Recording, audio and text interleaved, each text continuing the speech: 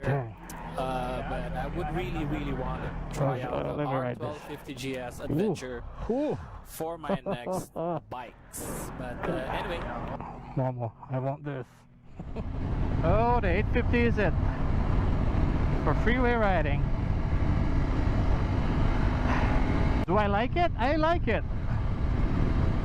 Am I gonna buy this? I'm gonna get a higher one. Gonna go to R1250 GS. Wow. Come on, GS 850 GS. Woohoo! Suspensions are good.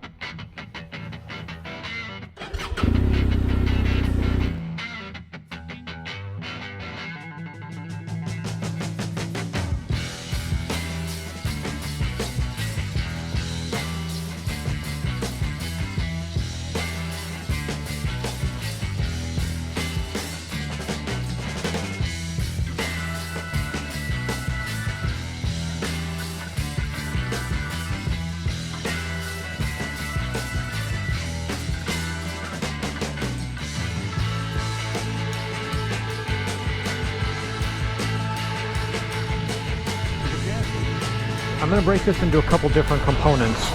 To show you how good of a touring bike, of a high-speed road touring bike this is, we're going to jump on the freeway, go in the fast lane, set the cruise control, and we'll talk about the things that make the GS such an incredible touring bike, and I think on par with actual dedicated sport touring or luxury touring bikes. The GS is very good at this kind of high-speed gravel riding.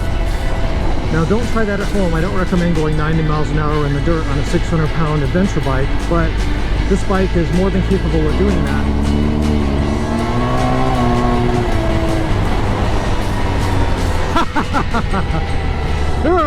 High-speed gravel riding or easy dirt roads, the GS is amazing. There's really nothing to complain about. It's stable, it's comfortable, the suspension works great. The weight isn't a problem on stuff like this. But I would say that it's not for beginners. I mean, you need some off-road confidence. This is why the BMW R1250 GS is the best bike in the world.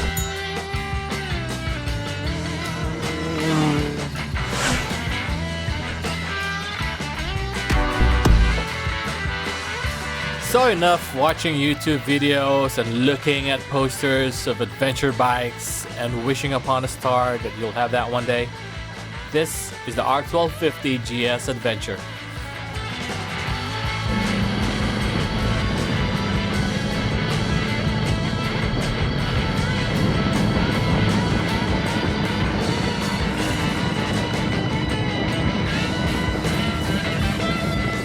Well, hello once again, YouTube. It's Pinoy SoCal Riders. This is Perry. I am a beginner biker. I've been licensed now for almost 2 years, sharing with you, as well as documenting my autobiographical motorcycle journey. I love keeping track of my progress and growth in riding motorcycles. So you can tag along that journey and give me a follow, like, and share, and I'll appreciate it. I also appreciate leaving some comments with advice for a beginner rider like me. I am in no way expert on motorcycles, much less keen on specifics. I just want to be protected in my ride, as a young and tender 50-year-old should. So I invest in safety gears and protection. And of course, safe, reliable, dad bike motorcycles. If you noticed, I always post a clip getting home to be greeted by my kiddos, my doggies, Rafi and Rocky. Just a kind reminder for everyone to get home safe. That is the goal in every ride and in my every video. If you're following my videos, you did not miss my getting over the hill. I just turned 50 last May 6. And now more than ever is my reminder to be of utmost care in getting in and out of the road in riding your motorcycle. Respect the ride, respect the road, your bike, and other riders and drivers. I have started riding just last year. Practiced on a lowly cafe racer my son bought as his first bike. Giddy and excited in learning a new hobby, and among one of the senior dads at California safety class. I have learned so much from that and promised myself that that will not be my last class. I will enroll and take an intermediate refresher course when my time permits. It's for myself. It's for my safety. Anyway, in this video, after almost 10,000 miles with the BMW F900 R, which Jared and I got in March of last year, I thought I figured out the right bike for me at this stage, the adventure bike. The F900 was a great beginner bike, as well as powerful enough to teach me how to handle the elements, the cornering, the canyons, and handling a naked Roadster in the face of a windy Southern California freeway.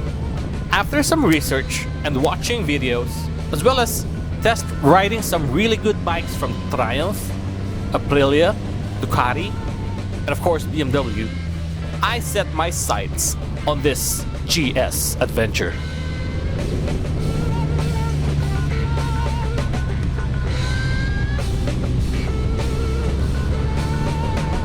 The F900R is actually just an improved displacement of the engine of the F850 GS that I was demoing earlier in this video. And the only difference is it's got more displacement, of course, at 899cc, and other than that, it's pretty much the same. It's the same engine. As far as the rideability of the F900 that I have been riding for almost a year, more than a year now, the F900 is pretty refined. It's relatively comfortable for a naked bike, but it's pretty sporty as well. It's got the additional features of heated grips, cruise control, adaptive headlights. I like that, especially on the corners and twisties. It's got cruise control with 67 pound-per-foot of torque. That's all the torque I need. I'm not much into power more than I am in comfort and reliability and safety, of course. It's got 99 horsepower, like I said, at 8,500 RPM. So that's it for me. The only thing that's wanting that I'm looking for upgrading from this F850 F900 would be a more stable ride and a more comfortable ride in the freeway, in the roadways, and a better suspension. I've heard a lot about like riding on the clouds with this R1250 GS Adventure, and GS as well.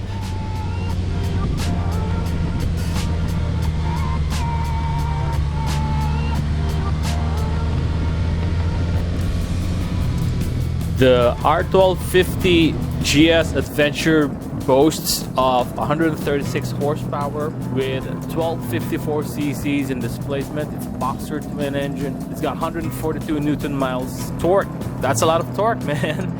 Where it counts. It's got more torque, more power. It's a little bit higher than the F900, where I'm at 5'10", at about 210 pounds. So I am sitting comfortably with my F900R, whereas with the R1250, I am reaching a little bit.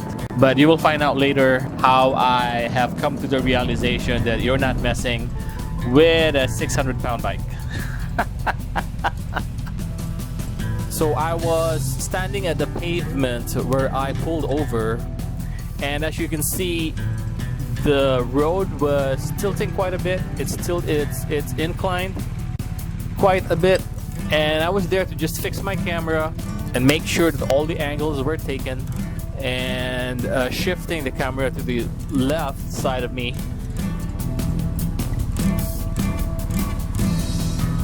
Somehow, when I swinged out the stand, because of the incline, the bike backed up a bit, but I wanted the bike to move forward, and I kind of lost my footing there when that happened, and realizing this is a heavier bike than the 400-pound F900R. I am no match for that, so I was on the losing end of that battle.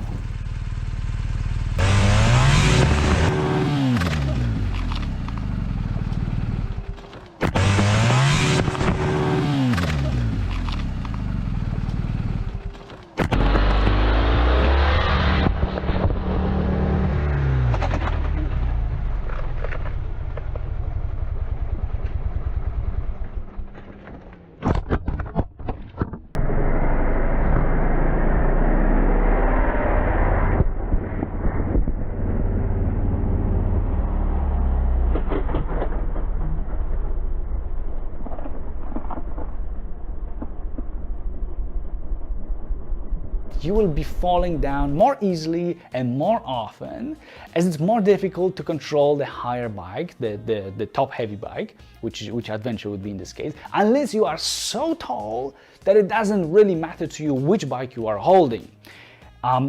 It's about center of gravity here, and that handlebars are also higher from the ground, as the whole bike sits higher from the ground as well.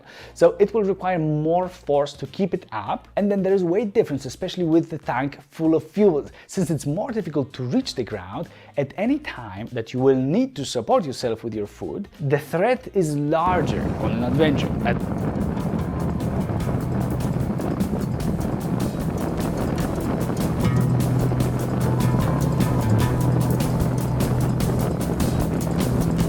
No damage on the components, no hit on the major parts, just the bars as they were expected to do. I mean, if there's a right way of falling down, I guess this is the right way of falling down. It's just embarrassing. This is my first drop.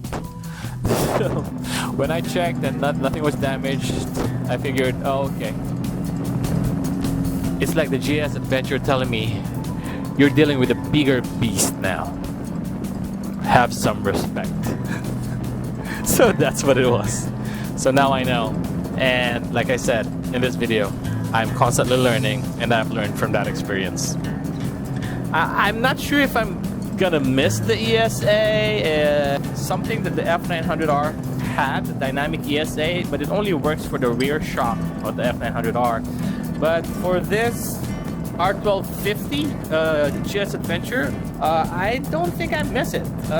Frankly, the telelever is pretty much that does it for me, but what the hell do I know? I'm a beginner, and all I know is it's comfortable, it's really stable in the freeway, it protects me against the elements, and I believe that's all there is to it. And the personality, the sound of the bike, the look of the bike, that's what sold it for me. So I'm keeping this one, and I'm giving you an update from time to time as I am learning, in order to give you the information that you would need when choosing a next level adventure bike for yourself. So there it is, guys. Thank you for watching, thank you for liking, thanks for subscribing, for all these minutes that you've been watching this episode. Hope you'll watch my next episode, episode number 14. Meanwhile, be safe, get home, enjoy the ride.